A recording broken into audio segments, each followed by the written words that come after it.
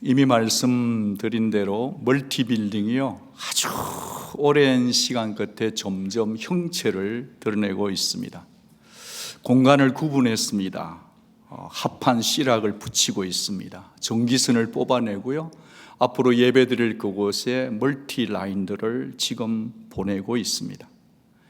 정말이지 많이 수고하는 건축팀원들과 그리고 열띤 마라톤 회의를 통해서 이제 어느 정도 그 실체가 드러나는 단계까지 와 있습니다.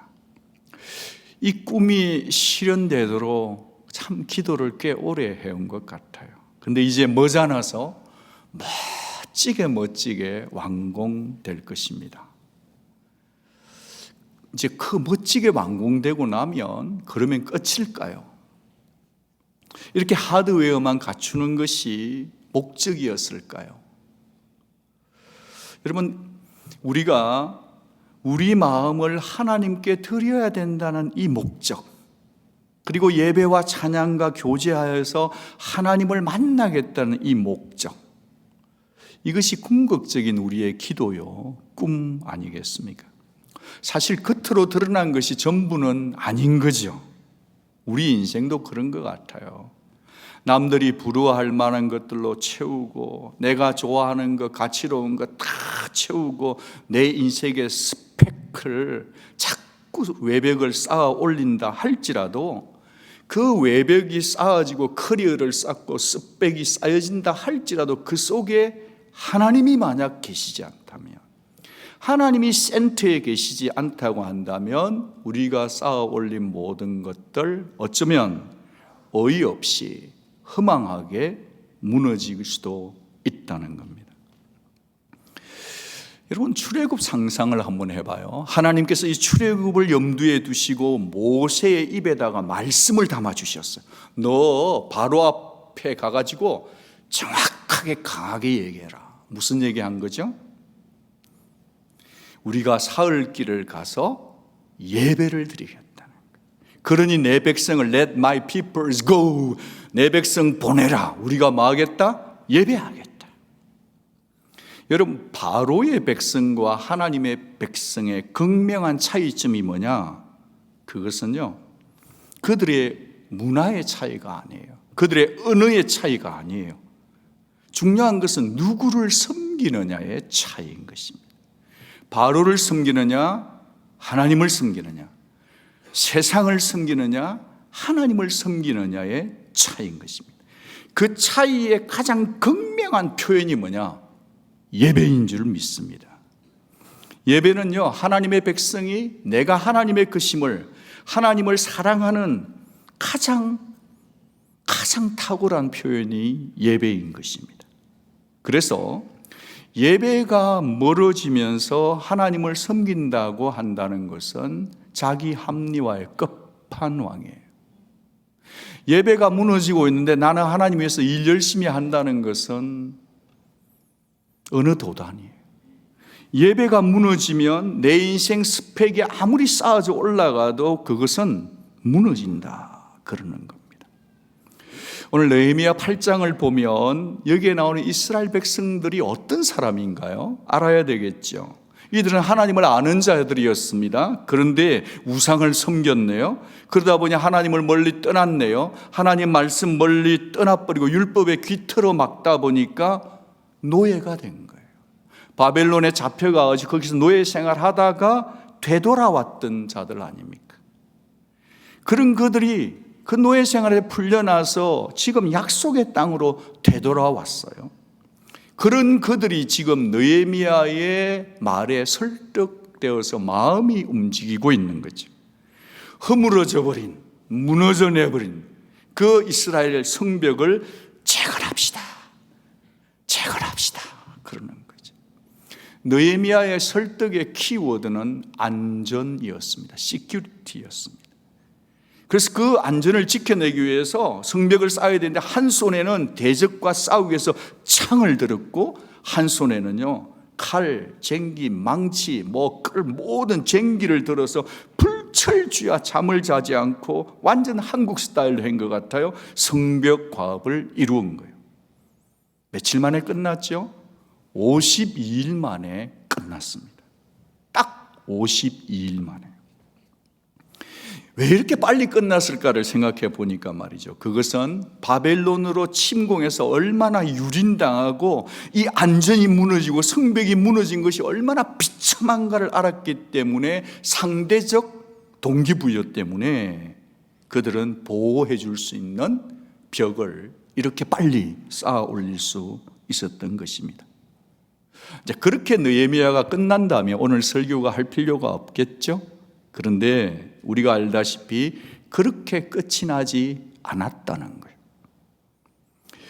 그러면 뭐가 어떻게 됐는가 했을 때 그들 속에 영혼의 허기가 찾아왔다는 거예요. 영혼의 식욕이 찾아왔다는 겁니다. 우리도 그럴 때가 있죠. 뭔가 하나 일을 마치고 나면 뿌듯하지만 동시에 일을 끝냈다는 것 때문에 공허한 마음도 따라오잖아요. 그들이 성벽 재건이라고 하는 이 위대한, 이루어질 수 없는 임파서블 같은 그 목표가 달성되었이 기뻤지만, 큰 기쁨이었지만, 그러나 그 성벽이 쌓아진 것만으로는 만족할 수 없더라. 성벽을 재건케 하신 하나님이 뭘 원하시는지, 하나님의 목적, 하나님의 뜻을 발견하기를 그들은 원했다는 거예요. 백성들은 모두 하나님께 예배하기를 갈망했습니다. 하나님 자체를 성벽보다 더 갈망했다는 거죠. 1절 말씀 우리가 읽지 않았지만 보면, 흩어져 있는 백성들이 일제히 수문앞 광장에 다 모였다고 하네요. 그렇게 기술하고 있어요. 2절 말씀을 보면 그 날짜가 언제죠? 7째 달 초하루, 즉 7월 1일입니다. 이 말씀은 종교력으로 기록이 됐단 말이에요. 그러니까 종교력으로 7째 달을, 7월은 일반 유대인 민간력으로 보면 정월, 즉 1월인 것입니다. 그러니까 이 구절을 딱 떼놓고 보면 마치 그들은 자기 성읍에서 여유 있게 오랫동안 너긋하게 진하게 살고 있다가 7월 1일에 딱 온 것처럼 보이죠. 그런데 느헤미야 7장 15절 말씀을 같이 한번 보면, 성벽 역사가 52일 만에 엘룰월 25일에 끝났다. 즉 느헤미야 6장 15절에서는 성벽 역사가 언제 끝났어요? 25일에 끝났어요. 무슨 달요? 엘룰월에 끝난 거예요. 이 엘룰월은 6월이에요. 자, 그러면 모인 것은 언제죠? 7월 1일이에요. 그런데 성벽 공사가 끝난 건 언제죠? 6월 25일이에요. 이 짧은, 아주 초짧은 이 시간, 그때 백성들이 다 모였다는 거예요. 6월 22일 날 공사 끝내고 불과 5일 만에 다시 모였다는 겁니다. 아니, 목사님, 우리가 성지순례는 안 가봤지만 그래도 이스라엘이 나라인데 그게 어떻게 갔다가 5일 만에 올 수 있어? 라고 물으신다면, 바벨론에 의해서 멸망되고 난 이후에 이 이스라엘은 굉장히 가깝게 모여서 살았어요.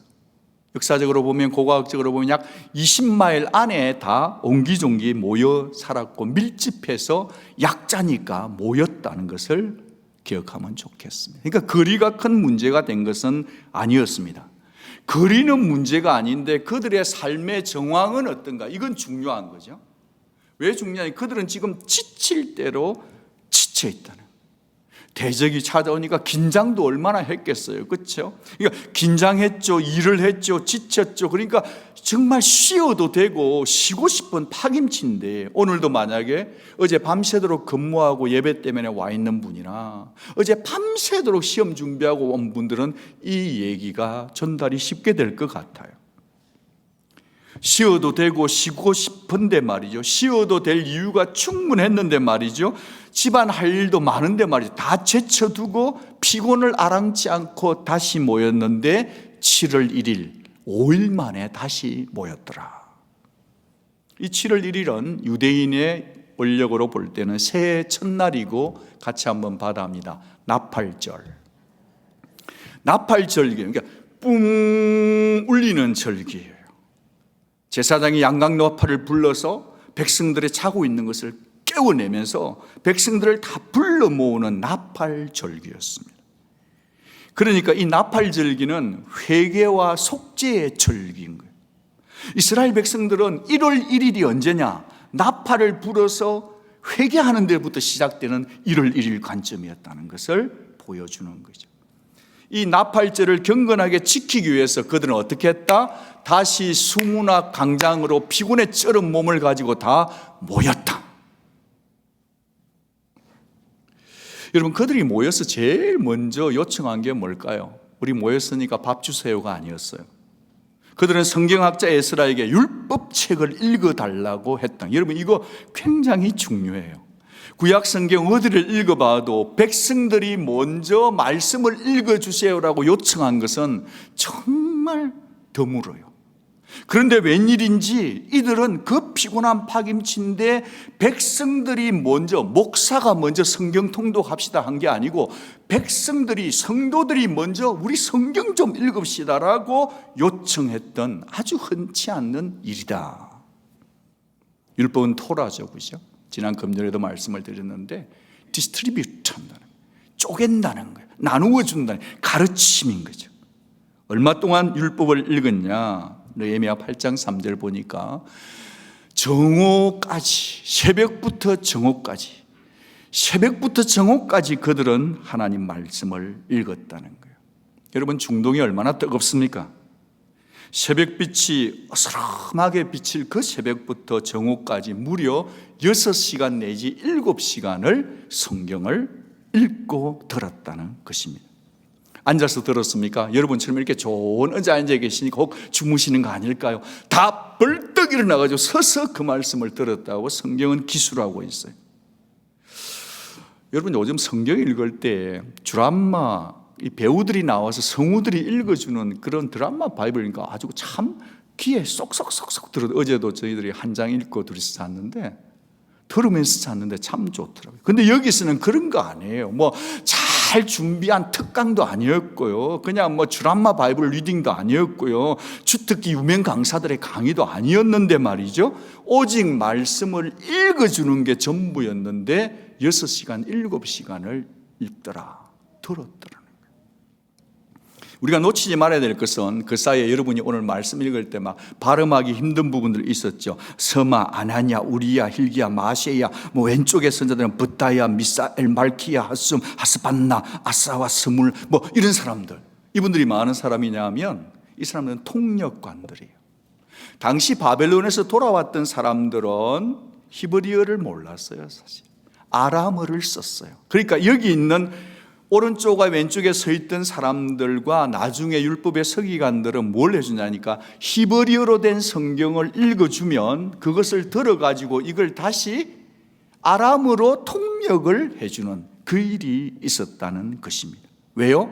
말씀을 알아들어야, 그래야 해석되고 이해되고 적용될 수 있기 때문에 그렇습니다. 혹시 여러분 중에 지난주 제 설교 제목을 기억하는 분이 계시면 커피를 한 잔 사고 싶습니다만은, 지난주 설교의 제목은 기쁨이 메말라 가는가 였습니다.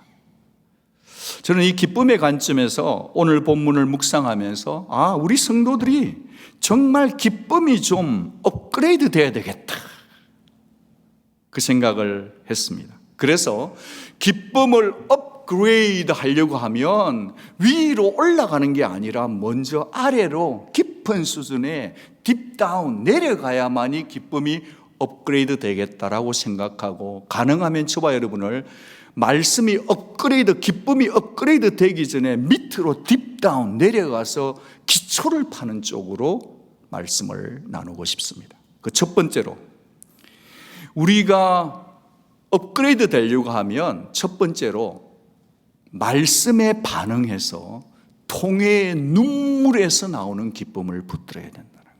같이 한번 읽겠습니다. 시작. 말씀에 반응하여 통회의 눈물에서 오는 기쁨.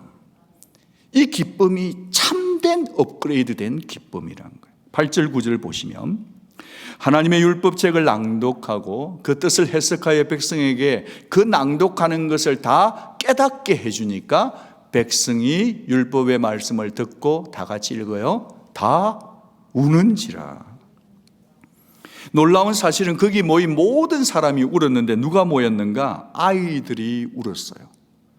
여러분, 여러분의 아이들이 하나님 말씀을 모를 거라 생각하면 큰 착각입니다.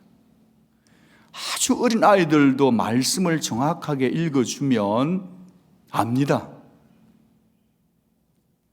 얼마 전에 우리 교회 외부 강사님이 로스트 앤 파운드 그룹에 오셔서 성령의 은사, 방언을 받아야 된다고 아주 강하게 강추해서 필요해요.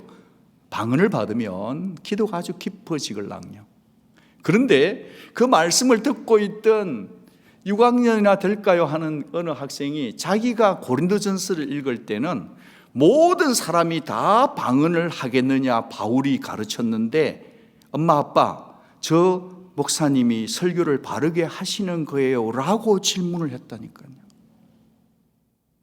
여러분, 성령의 은사는 여러 가지인데 방언도 필요하고 모든 게 있지만 하나님의 뜻대로 주는 거. 여러분, 아이들이라고 해서 말씀을 모른다 생각하면 큰 오해예요. 그런데 그 아이들이 울었다는 거예요. 엄마가 우니까 놀래가지고 따라 우는 게 아니에요. 이건 남녀노소 할 것 없이 다 울었다는 것입니다. 9절에 보니까 얼마나 울었든지 말씀 가르치던 자들이 제발 좀 슬퍼하지 말고 그만 울라라고 얘기하네요. 10절에 보니까 근심하지 말라고, 이제 그만 울라고 했다는 거죠. 왜 울었을까요? 서러워서 울었을까요? 아니면 포로 생활하다 돌아와서 너무 감정이 복받치고 너무 안도감에 울었을까요? 여러분, 사람이 우는 것은 일시적이고 감정적일 수는 있습니다. 그런데 그들이 울었던 것은 그냥 서러워서 기뻐서 울은 정도가 아니라 그들은 깊이 애통하는 회개하는 마음 때문에 울었던 것입니다. 죄에 대한 생생한 자각력이 일어났기 때문에 울었던 것입니다. 난 도대체 무엇을 추구하며 살았는가? 하나님의 사랑을 그만큼 받았는데도, 그만큼 하나님 사랑 경험했음에도 수도 없이 하나님을 배반한 우리들, 하나님 얼굴에서 떠난 우리들, 하나님 말씀을 귓전으로 흘려버렸던 우리들, 말씀에서 벗어나 있는 궤도가 이탈된, 그래서 우상숭배했던, 그래서 정말 우리가 하나님 말씀을 사랑치 못했던 나태함 때문에 하나님의 얼굴을 피해갔던 것들 때문에 그 백성은 울었다는 거예요. 저는 설교를 하는 목회자로서 이런 질문은, 박 목사 당신은 당신이 설교한 것 때문에 성도들이 마음을 찢고 회개하도록 설교하고 있는가? 예배가 끝났는데 집에 갈 수가 없어서 하나님의 영광 앞에서 지은 죄 때문에 이 예배가 끝났음에도 이 자리에서 자신의 죄를 돌아보며 하나님 앞에 울고 있는 성도들이 있느냐고 질문하고, 부족하지만 말씀을 올바르게 전해야 될 그렇게 부담을 많이 느낍니다. 교회의 생명은 말씀을 받아서 회개하고 우는 자들이 얼마나 있느냐, 그 숫자가 그 교회의 미래이거든요. 우리가 초점에 머물러야 할 것은 단지 그들이 울었다더라, 울었다 카더라, 그 카더라가 아닌 거죠. 말씀을 듣고 회개가 일어나야 되는 거죠.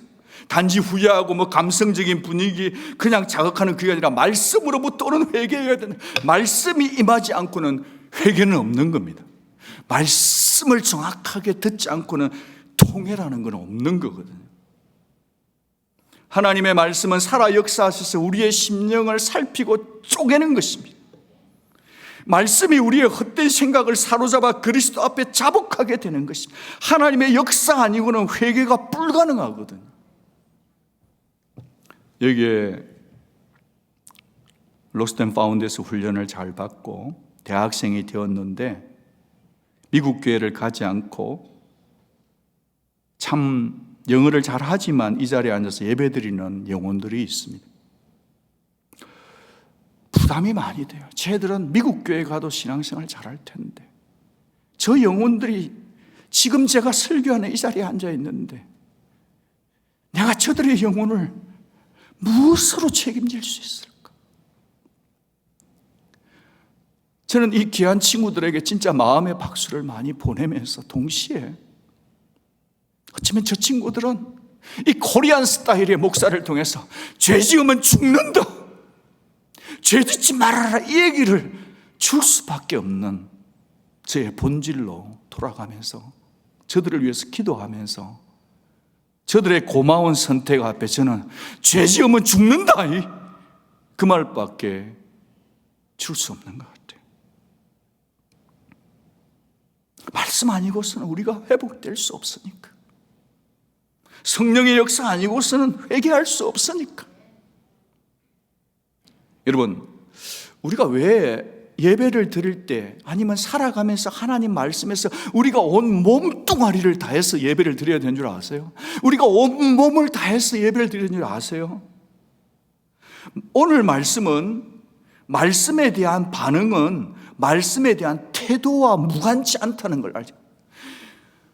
하나님 말씀에 대한 반응은 말씀을 듣는 태도와 관계돼. 그 태도는 몸과 관계에 있다는 거예요. 몸신학이에요. 몸신학.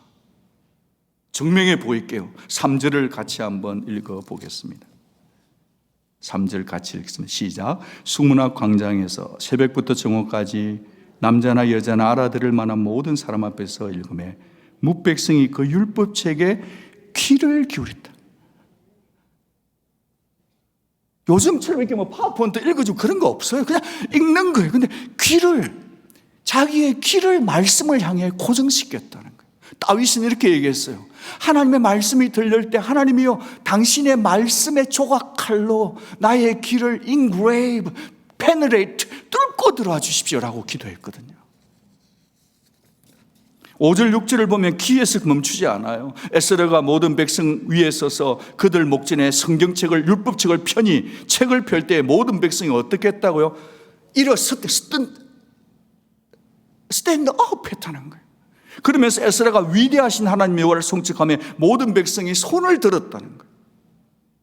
여러분 다 같이 손 한번 들어보겠습니다. 제가 지난 금요일인지 성령 집회를 하는데 이번 주간에 새벽 예배도 그랬어요. 우리 교회 우리 성도님들, 하나님의 이분들 당신이 좀 맡아주세요. 기도 제목이 너무 많은데 하나님 저 항복이에요. 당신이 이 문제, 저 문제, 저 젊은이의 문제, 저 가정의 문제. 지난 금요일도 어느 애기 엄마가 올라왔어요. 자기의 청소년 자녀가 나쁜 친구 만나면서 주러기를 하는 것 같다. 목사 기도 좀 해달라. 폭풍의 호르몬에 빠져있는 얘들을 누가 책임져? 우리가 항복하고 우리가 기도하고 우리가 죄를 토하고 하나님 우리 항복합니다. We surrender. I surrender. 하나님 좀 책임져 주세요 라고 하는. 저는 우리 교회가 하나님 앞에 항복하고 손을 들고 모든 기도 제목을 하나님 앞에 올려드리고 우리가 항복하고 하나님이 일할 수 있도록 손을 드는 제단 되기를 주의 이름으로 축복합니다. 손만 드는 게 아니고 입으로는 아멘 아멘 하고요, 몸은 굽히고요, 얼굴을 땅에 쳐박았어요. 그게 예배예요. 그게 기로만 하는 게 아니고 말씀이 펼쳐지자 일어서서 존경, 리스펙트하고 하나님에 대한 경외심을 다 보이고 손을 들어요. 항복하는 거죠. 내 힘으로 안 되니 내 손 좀 잡아주세요. 내 손으로 행한 모든 일 내려놓사오니 당신의 손으로, 이 손으로는 나는 하나님 높일 터이니 하나님 내 이 문제 좀 해결해 주세요. 건강 좀 주세요. 하나님 제발 좀 도와주세요. 그 고백 아닙니까? 몸을 굽히고 얼굴은 땅에 묻고 크시고 위대하신 하나님 앞에 비하면 You are so grounded God. You are the sovereign God. You are the almighty. I'm nothing. You are able God. You are the only able God. Please God help me. Help us.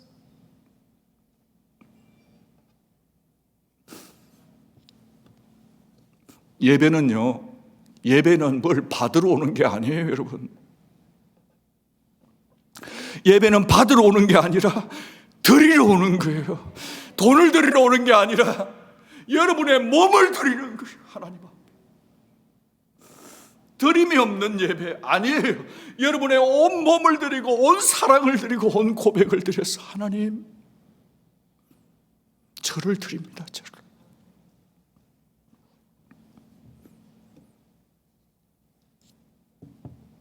예배는 드리는 겁니다.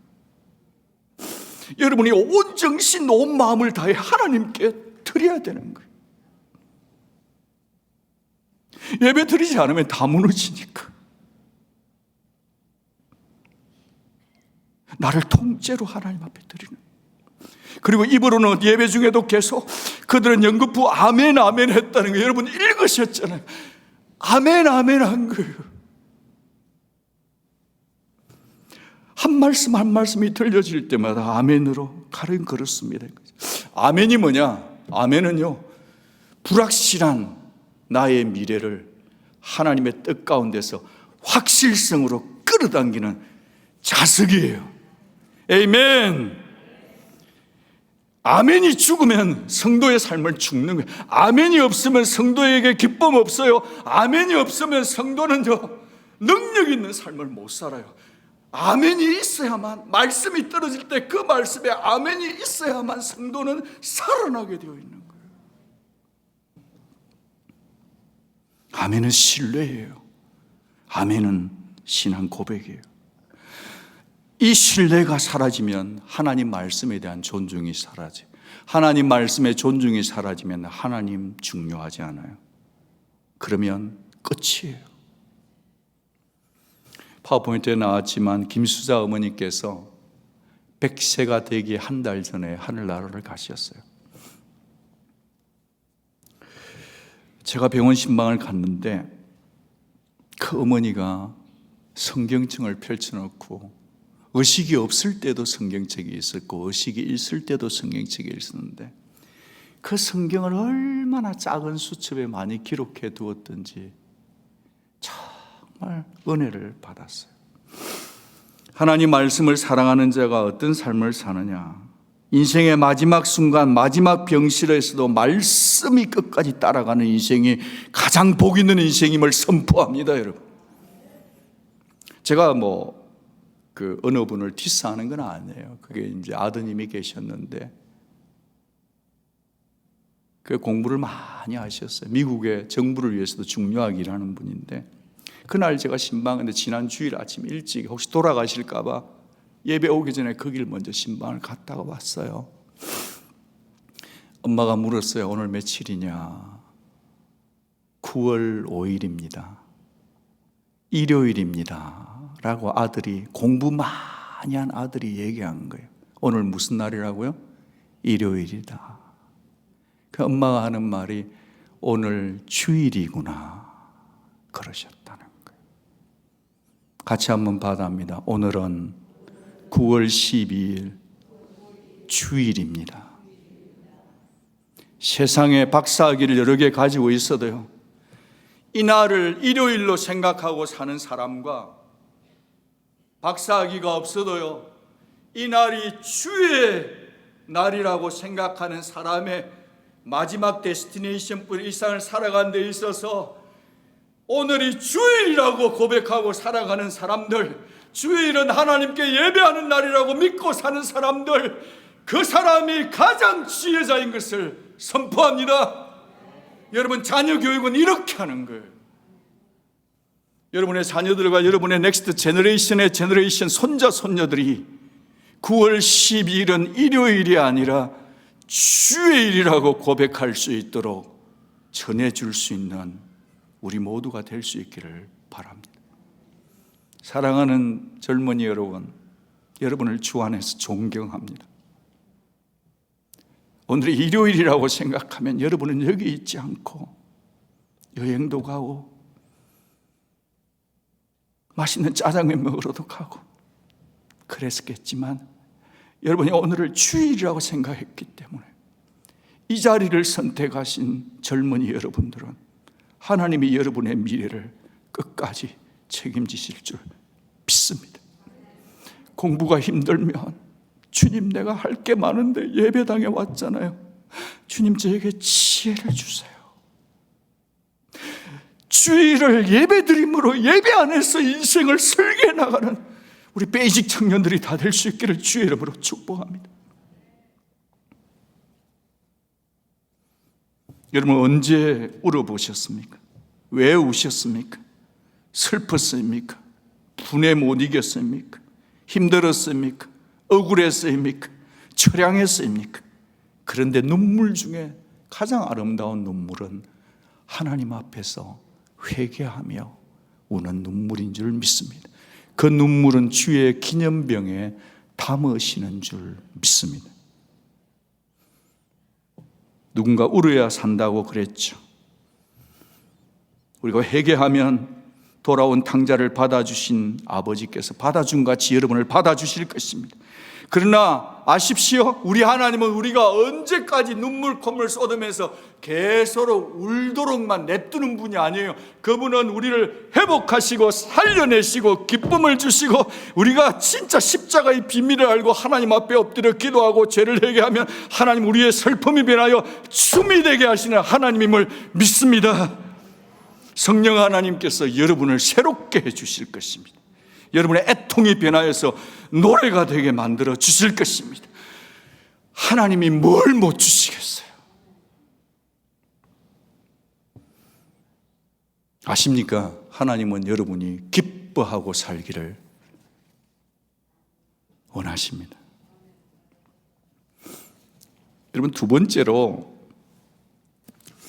더 깊은 수준의 기쁨을 가지려 하면 저는 11절 말씀 한번 읽어보고 싶어요. 조용히 해야 된다고 봐요. 조용히 해야 된다고 봐요. 11절 같이 읽어요. 시작. 너희 사람들도 모든 백성을 정숙하게 하여 이르기를 오늘은 성일이니 마땅히 조용히 하고 근심하지 말라. Be still. 여러분, 가만히 계세요. 하나님만 생각하면서 가만히 있으면 기쁨이 솟구쳐요. 오늘 우리 목회자들이 강단 기도를 했는데, 주는 나를 기르시는 목자요, 나는 주님의 귀한 어린 양, 푸른 풀밭 맑은 시냇 물가로. 그 찬송을 보고 주는 나의 좋은 목자, 나는 그의 어린 양, 저를 따라 그를 먹여주시니 내게 부족함 전혀 없도다. 그 2절에 보면 가사가 참 좋아요. 그래서 우리가 허밍으로 불렀어요. 콧노래로. 조용히 하나님을 사랑하십시오.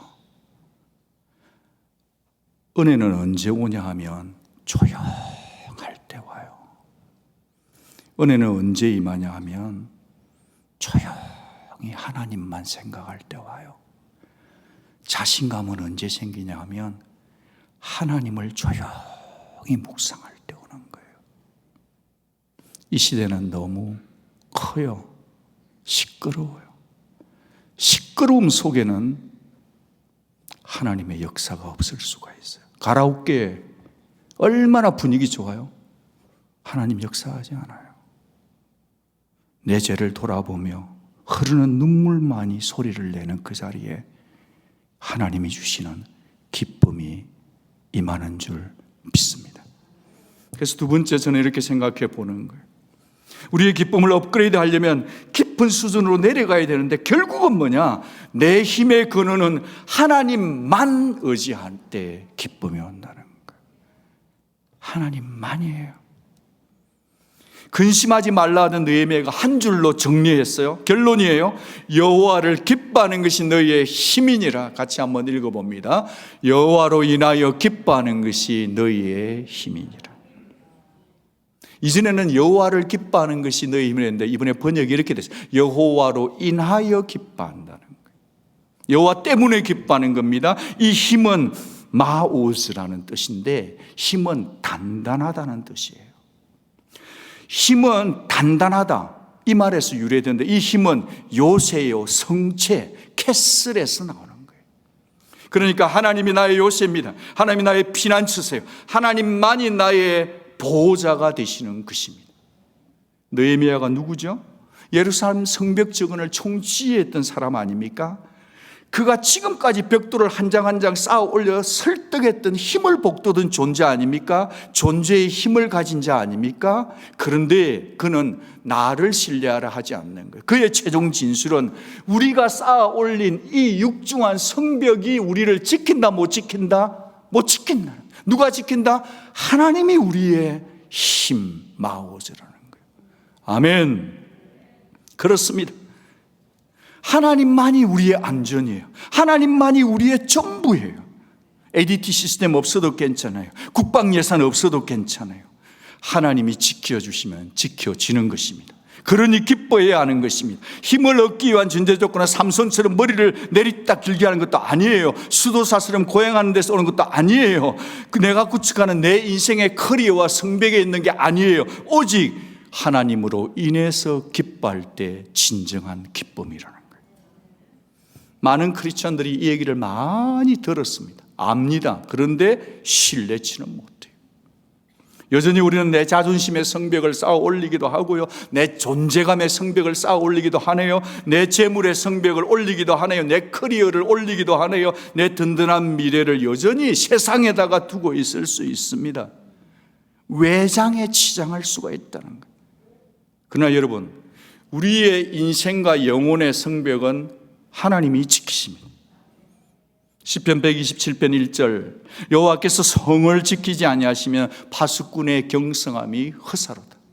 하나님이 나의 공부를 도와주지 않으면 내 공부 열심히 하는 게 답이 없다는 거예요. 내가 아무리 비즈니스를 하고 있지만 비즈니스 문을 아무리 일찍 딱 열고 늦게 닫는다 할지라도 하나님이 내 비즈니스를 도와주지 않으면 아닌 거죠. 내가 군생활에 아무리 열심히 하고 있어도 하나님이 나를 도와주면 프로모션 안 되는 거죠. 그러면 랭크가 결정되는 거죠. 우리의 공부함과 우리의 살아감과 우리의 모든 노래가, 제가 목회하는 것도 하나님이 도와주셔서 하나님이 이 목회를 도와주실 때 그것이 답이지, 제가 열심히 하는 것이 답이 아니다. 여호와께서 성을 지켜주지 않으면, 내가 내 자녀들을 위해서 아무리 투자하고 좋은 프로그램을 넣어보지만요, 하나님이 내 자녀를 지켜주지 않으면 허사한 거예요. 하나님이 지켜주지 않으면 인생 헛일이며 우리가 구축하고 있는 모든 것은 헛수고며 물거품입니다. 이 사실을 알면서도 우리가 자꾸 하나님 아닌 것을 찾아가니까 하나님이 종종 우리의 힘 빼기를 하세요. 사랑하사, 아끼사. 관계 속에 막 갈등이 일어나는 거죠. 허락하시죠. 재물도 바짝 마르는 거죠. 돈이 사라지는 거죠. 건강도 무너지게 할 때도 있는 거죠. 우리가 하나님만을 의지하고 살아가고 하나님을 나의 기쁨의 전부로 삼을 때까지, 이 고백이 나올 때까지 하나님은 우리를 사랑하사 다루시는 거예요. 그래서 우리 모두에게는 하박국의 고백이 필요한 것 아닙니까? 하박국이 이렇게 고백합니다. 비록 무엇을 못한다 할지라도, 비록 뭐뭐가 없다 할지라도, 비록 뭐뭐가 없을지라도, 그럴지라도 말이죠. 하박국이 대면한 현실은 희망과 기쁨이 제로예요. 그런데도 어떻게 그가 이 고백을 할 수 있었습니까? 그것은 하나님의 성품에 대한 묵상이에요. 하나님이 거친 손길로 우리를 심판의 골짜기로 냅다 집어 던지시는 것 같지만 하나님은 마침내 우리를 싸매시고, 마침내 하나님은 우리를 구원하시고, 마침내 하나님은 우리를 회복시키고야 많은 하나님을 믿었기 때문에 하박국은 그리 아니하실지라도 없을지라도 하나님을 기뻐할 수 있는 줄로 믿습니다. 이 고백이 저와 여러분의 고백되기를 축복합니다. 웨스트민스터 소요리 문답을 보면 사람의 제일 목적이 질문됩니다. 사람의 제일 되는 인생의 목적, end, 목적이 뭐냐 물을 때 하나님을 영화롭게 하고 영원토록 그분을 즐거워하는 거라 했습니다. 잠 파이프 목사님은 우리는 그동안 이것을 하나님을 영화롭게 하고 하나님을 즐거워하는 것을 세퍼레이트 해서 생각을 했는데, 잠 파이프 목사님은 이 두 가지가 분리된 것이 아니라, 따로 국밥이 아니라 하나다라고 주장했어요. 그게 desiring of God 아닙니까? 하나님을 영화롭게 하는 것과 하나님을 즐거워하는 것이 따로따로가 아니라, 순서가 있는 게 아니라 같은 것으로 하나라는 거예요. 그러니까 여러분, 언제 하나님께 영광 돌릴 수 있다고요? 하나님을 기뻐할 때 영광인 거예요. 정말 여러분이 너무너무 힘든 상황에 있어도 그 상황 속에서도 여러분이 하나님을 기뻐하고 있으면 그것은 하나님께 영광이 되는 것입니다.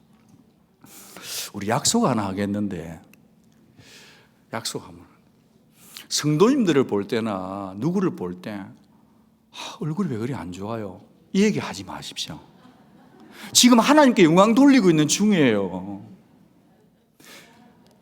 사람은 지금 누구나 인생이 바짝바짝 타오른 거 있거든요. 그 중에서 그나마 내가 하나님을 믿겠노라고 막 와서 교회 생활을 하고 있는데, 집사님 얼굴이 왜 그래? 이래버리면요, 그나마 하나님을 기쁘게 하려고 노력하던 그 신앙까지 날아가 버릴 수도 있다. 그래서 우리 교회가 영광이 찬란한 교회가 되려면은 다른 사람이 누가 좀 얼굴이 안 좋으면 그냥 저분이 지금 하나님께 영광을 돌리고 있구나, 이렇게 믿어주시면 좋겠습니다. 옆에 분에게 인사하겠습니다.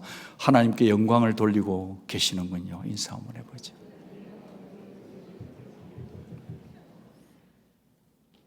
여러분 모르시잖아요. 어젯밤에 우리가 얼마나 잠 못 들 수밖에 없는 기가 막힌 일 중에도 오늘 어렵게 이 교회에 와 있는지 여러분 모르잖아요.